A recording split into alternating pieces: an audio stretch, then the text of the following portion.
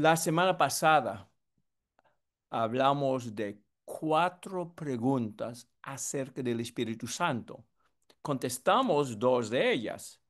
¿Quién es el Espíritu Santo? Y vimos que es un ser personal, mencionado en un plano de igualdad con el Padre y el Hijo. Y en un solo texto es suficiente para probar eso. Mateo 28, 18 y 19. También hablamos de cómo Él obra y la respuesta muy sencilla, obra por su espada, la palabra de Dios, fuerte, penetrante como una espada de dos filas, y así efectúa su obra hoy en día. Hoy vamos a contestar dos preguntas más. ¿Cuáles son algunas manifestaciones del Espíritu Santo en la Biblia? ¿Y cómo el Espíritu mora en el cristiano? Esperamos contestar estas preguntas con varios textos bíblicos. Primero, ¿cómo se ha manifestado el Espíritu Santo en la Biblia? Varias formas. Primero vamos a hablar del derramamiento de bendiciones del Espíritu después de la muerte y la resurrección de Cristo. Y hay dos profecías en particular que dan énfasis a este aspecto de su obra. Isaías 44, 3 y 4. Dice el profeta, porque yo derramaré agua sobre el sequedad y ríos sobre la tierra árida. Mi espíritu derramaré sobre tu generación y mi bendición sobre tus renuevos y brotarán entre hierba como sauces junto a las riberas de las aguas. Entonces, bendiciones fluyendo del Espíritu Santo para todos. Y la otra profecía que viene a la mente, Joel 2, 28 y 29, y un texto más conocido, hablando el profeta del juicio de Dios, pero también de algún día en el futuro donde iba a derramar bendiciones sobre toda carne por medio de su espíritu. Dijo, de esto derramaré mi espíritu sobre toda carne, no solamente sobre los judíos, sobre toda carne, y profetizarán vuestros hijos y vuestras hijas, vuestros ancianos soñarán sueños y vuestros jóvenes verán visiones. En ese tiempo iba a haber una etapa de nueva revelación. 29. Y también sobre los siervos y sobre las siervas derramaré mi espíritu en aquellos días. Y todo eso tiene que ver con bendiciones de Jesucristo que iban a llegar por medio del Evangelio. Y como ustedes casi todos saben, Hechos capítulo 2 cita Joel capítulo 2 aplicando esta profecía al día de Pentecostés. De ahí comenzaron a predicar el Evangelio, de ahí el Espíritu comenzó a derramar sus bendiciones sobre toda carne. Entonces, la primera manifestación, bendiciones derramadas en base de la muerte y la resurrección de Cristo. Otra manifestación, y esta es una que viene mucho a nuestra mente, ahí en Hechos capítulo 2, cuando Dios iba a comenzar estos ríos de bendiciones a través de Jesucristo, su muerte y su resurrección, vemos unas señales directas del cielo para indicar el comienzo de esta nueva etapa de historia. Ustedes conocen el texto. Cuando llegó el día de Pentecostés, estaban todos juntos en un mismo lugar y de repente vino del cielo un ruido como de una ráfaga de viento impetuoso que llenó toda la casa donde estaban sentados y se les aparecieron lenguas como de fuego que repartiéndose se posaron sobre cada uno de ellos. todos fueron llenos del Espíritu Santo y comenzaron a hablar en otras lenguas, según el Espíritu les daba habilidad para expresarse. Y notemos algunas cosas. Estamos hablando de señales que vinieron directamente del cielo. Vamos a notar un contraste entre esto y otra manifestación que sigue. Y en particular tenemos tres señales específicas. Un ruido como de una ráfaga de viento impetuoso. Vemos algo como lenguas de fuego sobre cada uno de los apóstoles. Y tenemos a los apóstoles llenos del Espíritu Santo hablando en lenguas. Y estas señales eran para los galileos, para los 12 apóstoles, puesto para mostrar que Dios estaba cumpliendo en ellos lo que prometió en Juan capítulo 16, que el Espíritu Santo iba a guiarles a ellos a toda la verdad. Notemos también que al hablar ellos en lenguas, ellos no tenían nada que ver con el control de esas lenguas. El control de aquellas lenguas era por el Espíritu Santo. El Espíritu les daba habilidad para expresarse. Muy bien. Y eso nos lleva a algo, una manifestación parecida, pero a la vez distinta a las señales directas del cielo. Y estoy hablando de los dones milagrosos del Espíritu Santo. Vamos a hablar de algunas cosas que tenían en común con las señales directas del cielo, pero también de algunas diferencias. Y de eso leemos en Hechos capítulo 8. Y un poco de contexto quizás nos ayude aquí. El evangelista Felipe había llegado a la ciudad de Samaria, había predicado a Cristo, convirtió a muchos samaritanos, incluso a un mago llamado Simón, alguien más parecido como un brujo hoy en día, o alguien que había engañado a la gente hace mucho tiempo. Pero todavía, aunque habían llegado a ser cristianos, todavía no tenían algo que Dios quería que los primeros cristianos tuvieran al no haber el Nuevo Testamento. Felipe, el evangelista, no estamos hablando de Felipe el apóstol, Felipe el evangelista no pudo darles dones milagrosos. Tuvieron que llamar a Pedro y Juan. Al llegar Pedro y Juan de Jerusalén, dos apóstoles, ¿qué pasó? Dice, ¿quiénes? Hablando de Pedro y Juan, descendieron y oraron por ellos para que recibieran el Espíritu Santo, porque todavía no había descendido el Espíritu sobre ninguno de ellos, solamente habían sido bautizados en el nombre del Señor Jesús. Entonces Pedro y Juan les imponían las manos y recibían el Espíritu Santo. Cuando Simón vio que el Espíritu, estamos hablando de los dones, se daba por la imposición de las manos de los apóstoles, les ofreció dinero. Y versículo 19 dice, ¿por qué les ofreció dinero? Quería tener el mismo poder que ellos tenían, los apóstoles, el de poder imponer las manos en otros para darles dones milagrosos. Pero notemos algunas cosas. Dice que Pedro y Juan les imponían las manos para que recibieran los dones. Y el Espíritu se daba por la imposición de las manos. Un punto que debo hacer que me hace entrar un poco en la tercera manifestación, y es en la cuarta, mejor dicho. En cierto sentido, y escúchenme bien para que no haya confusión, en cierto sentido, los samaritanos ya tenían la influencia del Espíritu Santo en sus vidas.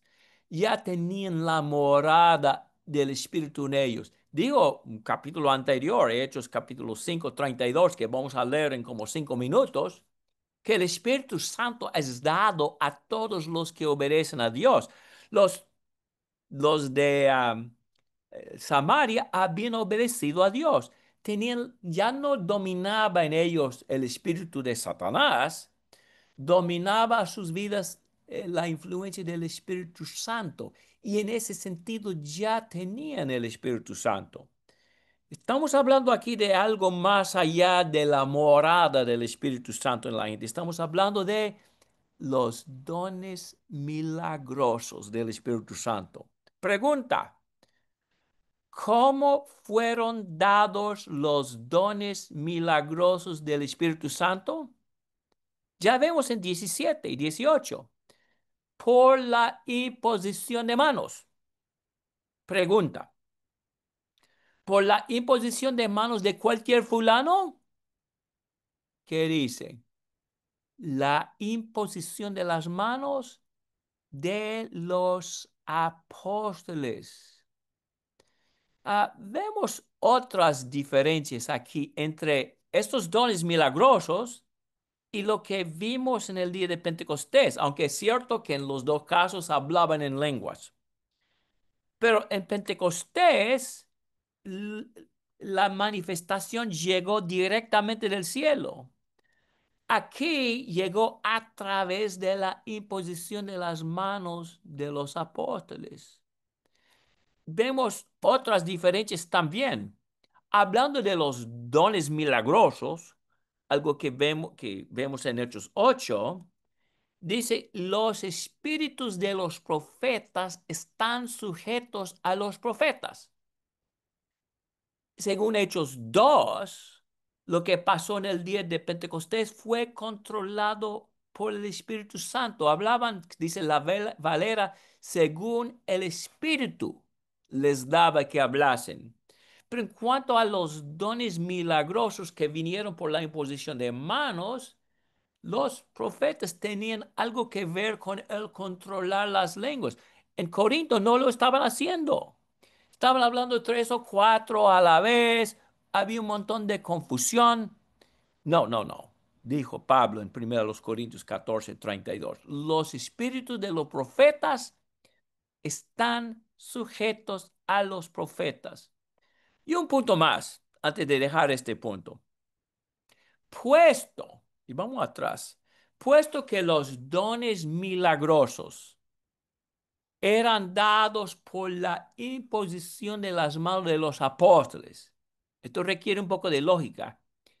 ¿Qué habría pasado con los dones milagrosos al morir los apóstoles y al morir todos aquellos que habían recibido la imposición de manos de ellos? ¿Qué habría pasado? ¿Ya murieron los apóstoles? ¿Ya murieron todos aquellos que recibieron la imposición de manos de ellos? Habrían cesado, habrían terminado. ¿Y cómo Dios quería que terminaran? Es que eran para dar inspiración de Dios al no existir en forma escrita. He oído esta ilustración y no tengo aquí la ilustración que normalmente uso. Pero cuando se construye una casa, yo como joven trabajé para un albañil y de ladrillos, de bloques, aunque yo no era albañil, traté un par de veces y fracasé completamente, pero mi trabajo era mezclarles la mezcla, llevarles los ladrillos, los bloques.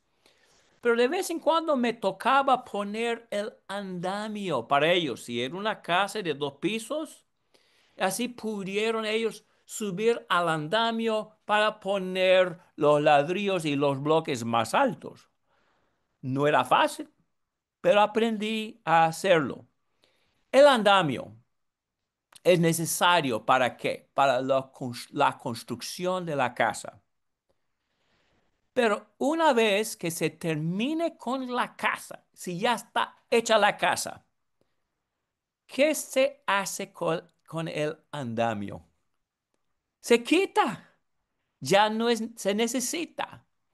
Y sería absurdo tener una casa ya lista, ya preparada, con el andamio puesto alrededor de la casa. No, el andamio es para la construcción, no es para la casa completa. Así era el caso con los dones milagrosos del Espíritu Santo, el hablar otros idiomas sin hablarlos, el tener poderes proféticos. Eran para la infancia de la iglesia, para la construcción como si fuera del sistema de Cristo. No tenían Biblia, no tenían el Nuevo Testamento en forma completa. ¿Cómo podían saber la voluntad de Dios? Había profetas, algunos que habían recibido la imposición de manos de los apóstoles recibieron mensajes directamente de Dios. Pero ¿cómo se sabía que estos mensajes eran de Dios? Fueron confirmados por esos dones milagrosos.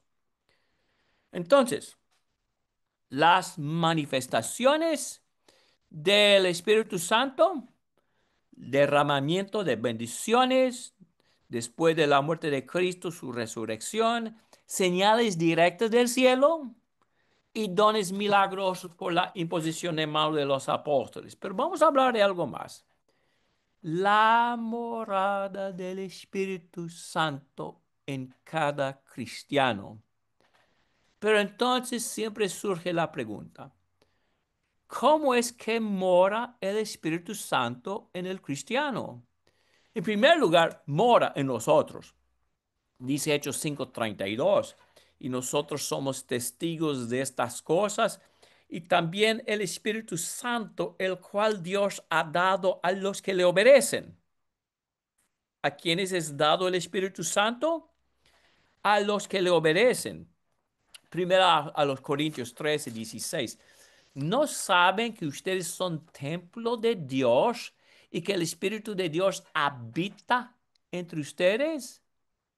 Somos templo de Dios. Dios mora en nosotros.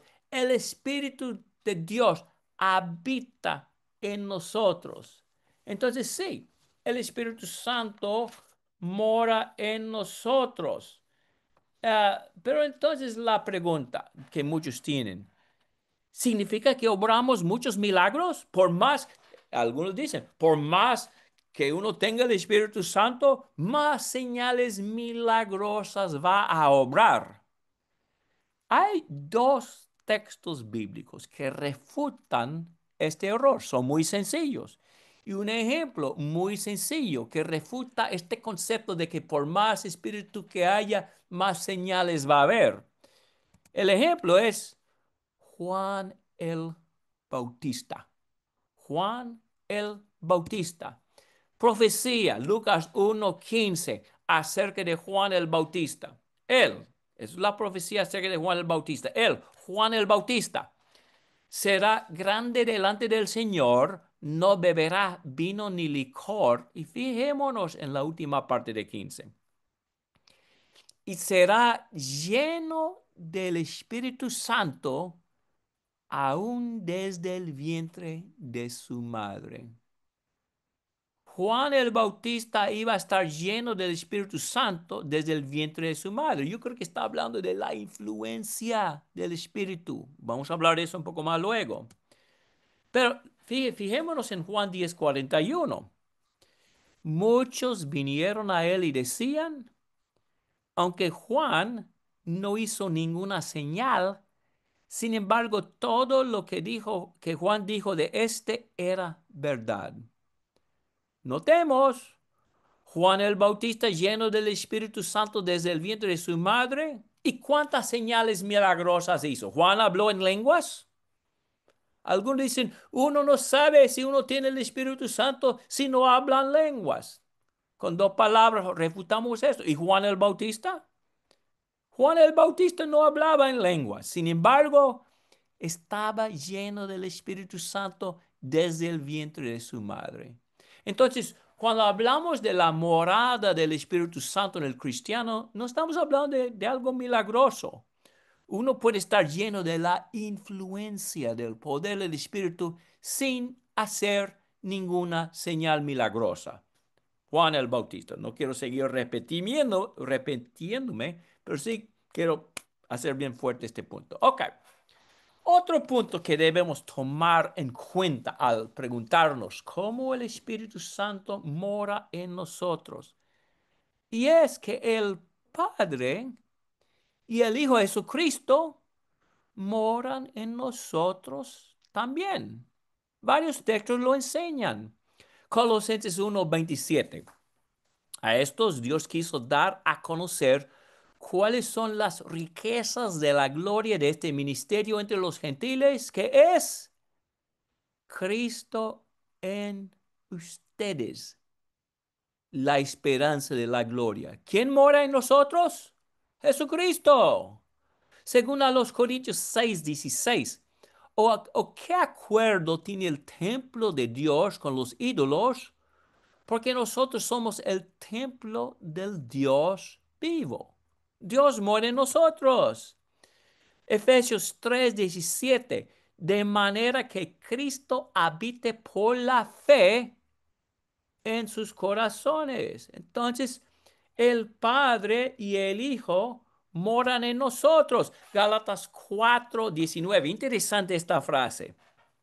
Hijos míos, por quienes de nuevo sufro dolores de parto hasta que Cristo sea formado en ustedes. ¿Se dieron cuenta? Que la morada de Cristo en nosotros es algo que tiene que ver con un proceso. Nos vamos llenándonos, dejando que Cristo sea formado en nosotros. Ahora bien, si vamos a entender cómo el Espíritu Santo mora en nosotros, nos va a ayudar mucho saber cómo Cristo y cómo el Padre Celestial moran en nosotros. Ahora, quizás es un texto que más nos ayuda. Esta es la oración de Jesús por sus apóstoles antes de su muerte. Vamos a leer el texto. Y al leer, notemos quiénes están en quiénes. Dice 20. Pero no ruego solo por estos, sino también por los que han de creer en mí por la palabra de ellos. Para mí incluye a nosotros. Algunos dicen, no estaba hablando de los del primer siglo. Bueno, ellos creyeron por lo que habían hablado, pero nosotros también. ¿Qué es lo que Cristo quería para los que iban a creer por la palabra de los apóstoles? 21. Para que todos sean uno, como tú, oh Padre, estás en mí y yo en ti, que también ellos estén en nosotros, para que el mundo crea que tú me enviaste. La gloria que me diste les he dado para que sean uno, aquí somos, así como nosotros somos uno, yo en ellos y tú en mí, para que sean perfeccionados en unidad. Entonces vemos aquí que el 21, el Padre está en Cristo, Cristo está en el Padre, nosotros estamos en ellos, Cristo está en nosotros, 23, el Padre en Cristo. Que ellos estén en nosotros. Nosotros moramos también en el Padre y en el Hijo. Primero de Juan 2:24. Si ustedes permanecen lo que oyeron desde el principio, ustedes también permanecerán en el Hijo y en el Padre. ¿Se da cuenta? Permanecerán en el Hijo y en el Padre. Primero Juan 4:15-16. Todo aquel que confiesa que Jesús es el Hijo de Dios, Dios permanece en él, pero no hemos terminado todavía. Dios permanece en él y él en Dios. Nosotros moramos en ellos y nosotros hemos llegado a conocer y hemos creído el amor que Dios tiene para nosotros. Dios es amor y el que permanece en amor, permanece en Dios y Dios permanece en él. Ahora, ¿Qué significa todo eso? Que Cristo mora en el Padre mora en Cristo, ellos moran en nosotros, nosotros moramos en ellos. ¿Qué significa? Mucho tiene que ver con este concepto de morar uno en el otro. Tiene un sentido muy importante. Ah, encontré esta cita de un léxico. Francamente, él tradujo un léxico, pero se llama el léxico de John Henry Thayer. Hablando de esta palabra en, E-N, hay como 3 páginas de definiciones, pero esta definición es la que es la clave aquí. Se emplea para aludir a una persona a la que otra está completamente unida y bajo cuyo dominio e influencia se encuentra de tal forma que se le puede describir como el espacio o el lugar en el que reside y actúa. Yo qué sé, a veces esas definiciones son un poco fuertes, pero no es tan complicado como parece ahí. Vamos a ilustrar esta idea de que al morir persona A en persona B, significa que está hablando de influencia. A tiene una gran influencia en B. B es dominado por persona A, hasta el punto que se puede decir A mora en B y B en A. En la lengua castellana nos hablamos así. Él tiene el ritmo en los huesos. ¿Qué quiere decir eso? Que hay un tambor que va por la arteria hasta hacia el corazón, luego. No, es la idea es que él tiene habilidad con los tambores. El ritmo es parte de quién es él. Él tiene el fútbol en la sangre. Y hay muchos en Sudamérica que se describen así.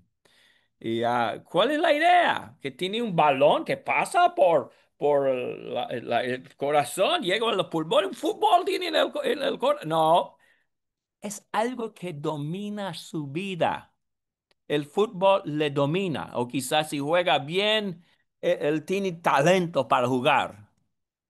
Eso es algo que todos los políticos querían oír por como 30 años. Al ver a un político, dice, yo veo a John Kennedy en él. Es que John Kennedy era un político muy popular. Y siempre decían a alguien, si yo veo a John Kennedy en él, va a ser tremendo político. No, la idea no es que John Kennedy andaba por los huesos, sino que al ver a uno pensaba en la influencia de él. Y podríamos seguir. Eso es algo que decimos a menudo.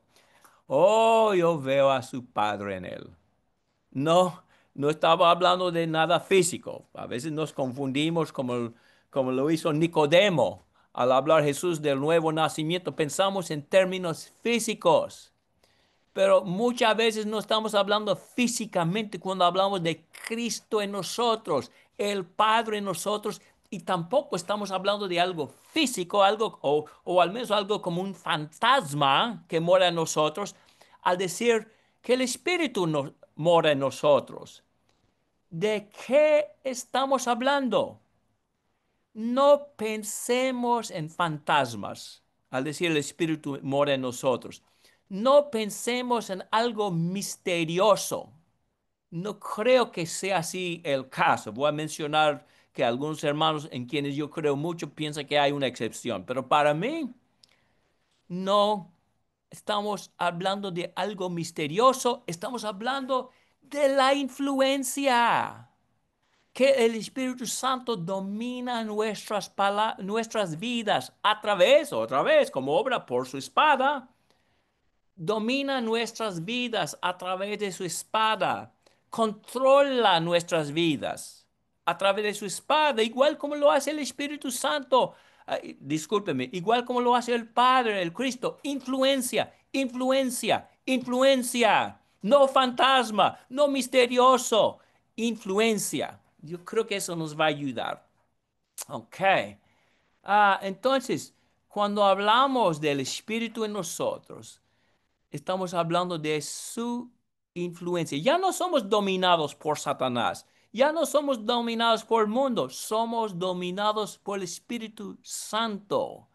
Y su mensaje, el mensaje de Cristo, llega a nosotros por medio de su espada. Algunos preguntan, ¿cómo ustedes saben que el Espíritu Santo mora en ustedes? Y la idea que muchas veces tienen otra vez es como de un fantasma, alguna carga eléctrica que nos hace brincar y saltar y correr por todos lados. No, eso no es el concepto bíblico. Entonces, si no es algo como una rayo eléctrico, una rayo, bueno, ustedes me entienden, ¿qué es? Por la fe. Dice Efesios 3:17, así sabemos que Cristo mora en nosotros. Dice que Cristo habite por la fe en sus corazones. Dios promete que el Espíritu Santo está en nosotros cuando obedecemos el Evangelio. Y es un proceso. Por más que crezcamos en la fe, más sigue formando Cristo en nosotros. Para mí es lo mismo con el Espíritu Santo. ¿Cómo sé que el Espíritu Santo mora en mí? Por fe. Dios dijo que iba a morar en mí. Yo creo a Cristo. Debe ser suficiente. Otra forma, por el fruto del Espíritu. Si yo he llegado a entrar en Cristo, si yo he sido bautizado para el perdón de pecados, si yo he entrado en Cristo, si me he revestido de Cristo al bautizarme en Él, y no un bautismo cualquiera, un bautismo de verdadero arrepentimiento, de verdadera fe, y si comienzo entonces a reflejar el fruto del Espíritu en mi vida, amor, gozo, paz, paciencia, benignidad, bondad, fidelidad, mansedumbre, dominio propio, etcétera, ¿qué sé? Que el Espíritu Santo está en mí. Su influencia domina mi vida. Si yo veo a otro cristiano, uno que ha nacido de nuevo de agua y del Espíritu, y estas palabras describen su vida, sé que el Espíritu Santo está morando en él. No es algo tan complicado. Am, por otro lado, lamentablemente tengo que mencionar a algunos que han sido bautizados, pero no tienen el fruto del Espíritu. Siguen egoístas, siguen orgullosos, no están dejando que Cristo se forme en nosotros. Francamente, se han mojado porque no demuestran el fruto del Espíritu, dijo un hermano dominicano. Se metieron al agua un diablo seco y saliendo del agua un diablo mojado. Pero no dejaron que el Espíritu comenzara a cambiar sus vidas a través de la espada. Pero sí, si estamos en Cristo, si somos dominados por la influencia del Espíritu, sabemos que el Espíritu está en nosotros por la fe, por el fruto del Espíritu que Cristo nos ayuda a seguir aprendiendo. Muy bien. No es por muchos milagros, Juan el Bautista es nuestro ejemplo, no es por mucha emoción de correr por aquí, por allá. Algunos de los cristianos que para mí están más llenos del Espíritu de Cristo, que más demuestran el fruto del Espíritu, son cristianos bien calmos, bien tranquilos, calmados, no demuestran un montón de emoción. Pero ¿quién domina su vida? El Espíritu. El Espíritu domina su vida a través de su palabra, a través de la influencia de buena gente. Entonces, no busquemos lo que la Biblia no enseña que sea una verdadera señal de la morada del Espíritu. No tiene que ver con milagros, no tiene que ver con mucha emoción. Tiene que ver con el fruto del Espíritu. Ahora, voy a mencionar esto.